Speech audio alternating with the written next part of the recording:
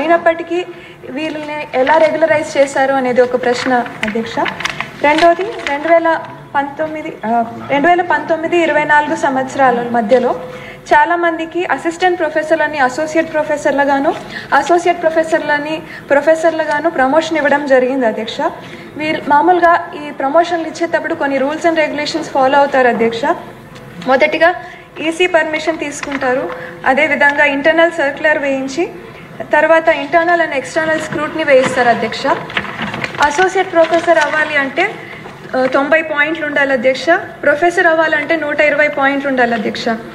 ఒక interview committee BC ఆధ్వర్యంలో చేసి వాళ్ళని సెలెక్ట్ చేసిన వాళ్ళని ఈసీలో పెట్టి తర్వాత ఆర్డర్ ఇస్తారు అధ్యక్ష. కానీ ఇవేవి పాటించకుండా చేశారు అనేది ఒక అపోహ అధ్యక్ష. ఇది మంత్రి గారిని అడుగుతున్నాను అధ్యక్ష.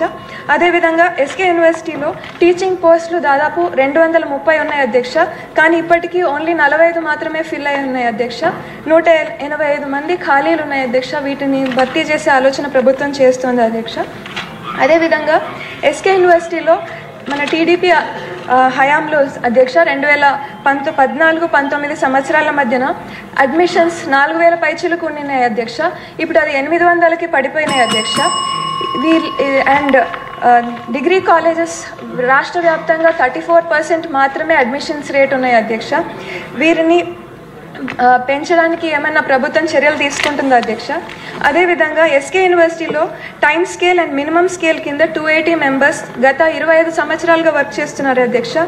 వీళ్ళని రెగ్యులరైజ్ చేసే ఏమైనా పనులు చేస్తుందా అధ్యక్ష ప్రభుత్వం? ధన్యవాదాలు అధ్యక్ష.